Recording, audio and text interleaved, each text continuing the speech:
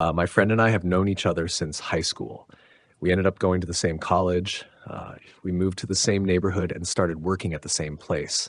It was all coincidental, but it allowed us to be close friends, even though we had nothing in common but life and coincidences. At one point, about 4 years ago, she changed jobs. First, we had regular lunches, but then I also moved out of the neighborhood and into a house in the suburbs. So without daily interactions at work, without living close to each other, we just drifted apart. For a few years, we only talked on birthdays and major holidays, wishing each other well, updating each other on random life events, etc. This year, for my birthday, she wrote me and told me she's buying a house. Again, coincidentally, it was very close to where I had moved, about 10 minutes drive. She invited me to her new house party and then messaged me after thanking me for coming. A few days later, she messaged me again, and soon after, we started getting back in touch. As this was happening in mid-June, and with summer just around the corner, we didn't have time to see each other again before I went on holiday. But we were texting each other daily, almost. She told me she got a cat and sent me pictures. It was a gorgeous little rescue. She was black all over, except for her paws, which were white. It looked like she was wearing shoes, so my friend named her Boots. From the pictures and videos, Boots was loving, cuddly, and sweet. So when I came back from holiday, I didn't think twice before I agreed to stop by my friend's house every evening and look after the cat while she went on holiday for a week, too. I even proposed to take her over at my place, but since I had a dog and my friend didn't know how Boots would react, we agreed that I'd just drop by every night for a few hours, as my schedule allowed it. As her flight was departing before mine would have landed, we didn't manage to meet, and she couldn't give me her house keys, so she gave me the code to her garage. I could very easily enter like that, and the job was simple enough. Check that the cat had sufficient dry food available, feed her a little satchel of wet food every evening, change her water, and clean her litter. I was also to spend an hour or so just cuddling or playing with her. Simple and adorable, right? Wrong. The first night went smoothly enough. I got there at around 8:30, around Boots' dinner time. She ate her wet food really well, and then we played for a while. "What's your favorite toy, Boots?" I asked her jokingly. She looked me in the eyes, ran into the bedroom, and came back with an orange plastic mouse. I was taken aback by the cat's ability to understand my question, but I assumed my friend was talking to her all the time, and the phrase "favorite toy" in relation to that specific mouse had come by a few times. The cat was associating. I replaced the water and the dry food, cleaned the litter box, and then lay down on her couch to read a little. Boots came over and started making biscuits on the blanket, which I used as a cover. I took some pictures and sent them to my friend, who was pleased with my service. Boots, loving all the attention, ear scratches, and sweet talk, laid on my stomach and started purring, fast asleep. "Ooh, Boots, what's this smell?" I said, trying to dissipate the odor with my hand. "What a farty butthole you have, miss. Very unbecoming for a lady," I argued. The cat meowed at me as if to excuse herself or protest and then got off the couch. "Aw, come on, Bootsy. I didn't mean it." I argued back. I put my book down and checked the time. It was well past 11 p.m., pretty late, I thought. I packed my things, messaged my friend that I was on my way, made sure the garage door closed properly, and off I went. The next night, things went just as smoothly, with a very similar routine. Little food, little play, some chilling on the couch. Boots, again, came to lie down on my chest, and again that god-awful smell. "Hey, what is this?" I reacted, trying to grab the cat and bring her closer to my nose to see where exactly it was coming from. I didn't know whether cats needed their anal glands checked like dogs did, but I was guessing this one might. But Boots, as elusive as any cat, ran away again, meowing at me from across the room. "Fine, miss. I have to go anyway," I responded. The third night is when things got weird. That terrible smell hit me as soon as I entered the house. "Oof!" I exclaimed and quickly texted my friend to see whether it was okay to stop the wet food. It smelled strongly of sulfur, like when my French bulldog eats cheese. Something needed to be done. I had argued in the texts this poor cat's stomach needed some sort of managing. My friend asked me if the poop is okay in the littler box, and sure enough, it was. She suggested I reduce the portion, but not worry too much about it. Apparently, Boots can get a little gassy when stressed. I just opened the windows to air the place a little, making sure that Boots didn't attempt to escape. Then I proceeded to do the regular stuff, change the water, top up her dry food, and then went to lounge on the couch. This time, Boots didn't join me. Instead, she stood across the room from me and just stared. For the whole time I was there, she just stared, her piercing green eyes never blinking. I felt the need to end my evening short, so at 5 minutes after 10, I bid Boots adieu and left.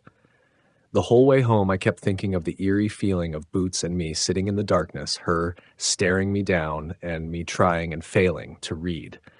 I wanted to check with my friend, but I didn't know how to put it in words. "Your cat is creepy and stinks" just sounded like a terrible thing to say to a pet owner.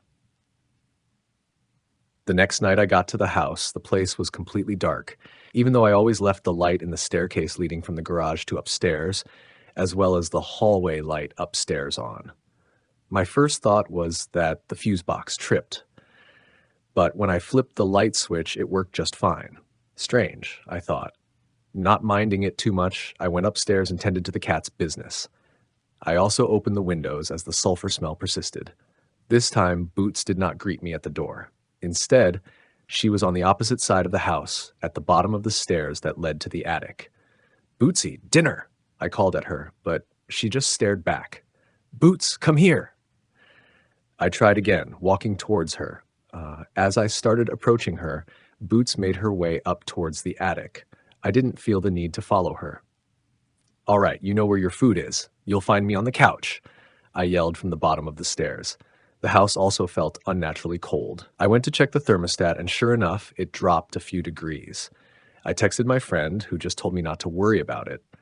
I shrugged and went to the bedroom to look for a thicker blanket or duvet for myself in her wardrobe. As I was snooping around, I heard something right above me. My heart stopped. It sounded like tiny footsteps. Then I remembered that it was probably in the attic, and that's Boots walking around, maybe chasing a rat or two. I know cats are supposed to be fantastic at being quiet and light on their feet, but Boots was a bit on the heavy side, and well, cats these days just don't have the same instincts as before, I assumed. After finding a proper duvet, I made myself a hot tea and cuddled with a book on the couch. About 20 minutes later, Boots came back downstairs, moving around the couch. "Come on, silly goose. I'm sorry I called you a stinky poo," I said, looking at her. As if on command, she jumped up and I noticed something in her mouth. "What's that, Bootsy?" I asked her, trying to get closer to her. "What do you have there?" Now, I know you all cat owners anticipated what's coming next, but I did not expect it. Boots came slowly closer, and as I stretched out my hand, she placed a dead rat in it.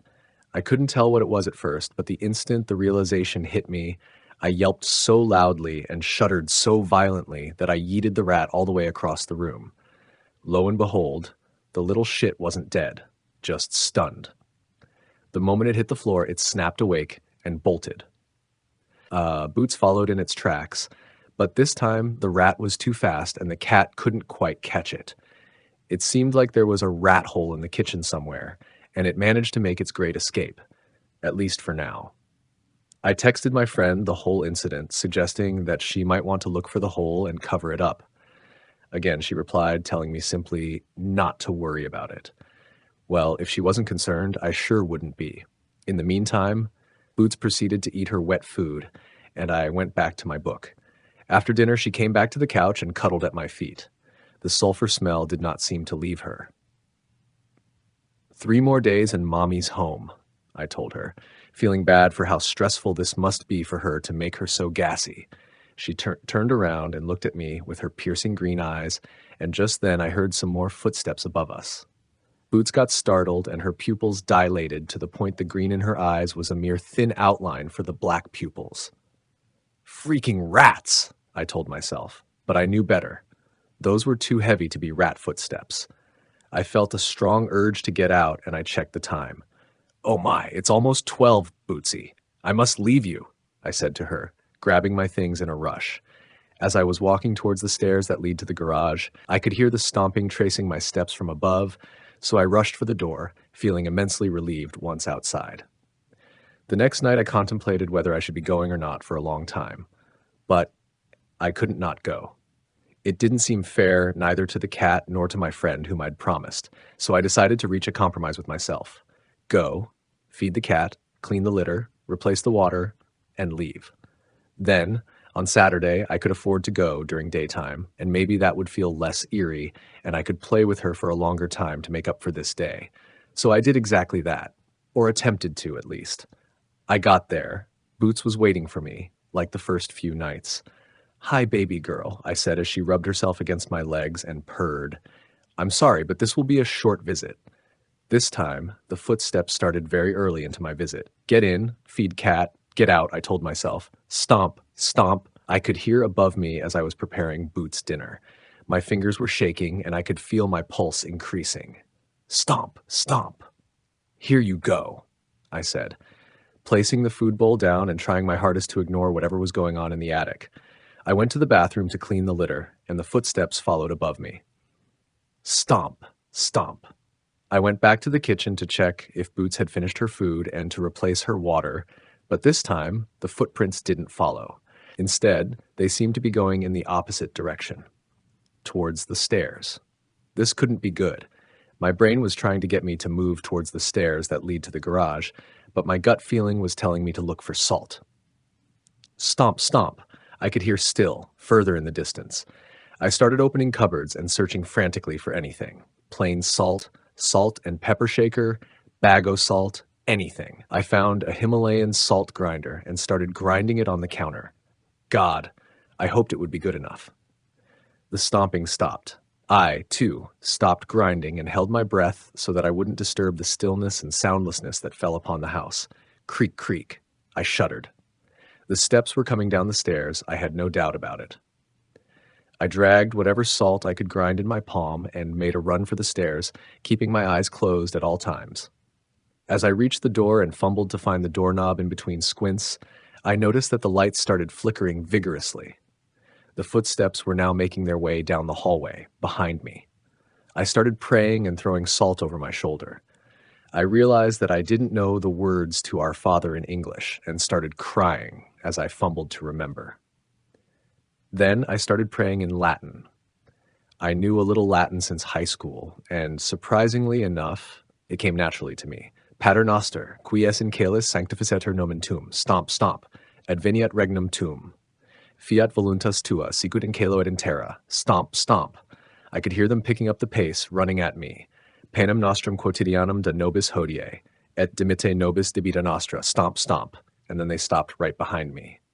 Sicut et nos dimittimus debitoribus nostris, et ne nos inducas in tentationem. I could feel cold breath down my neck.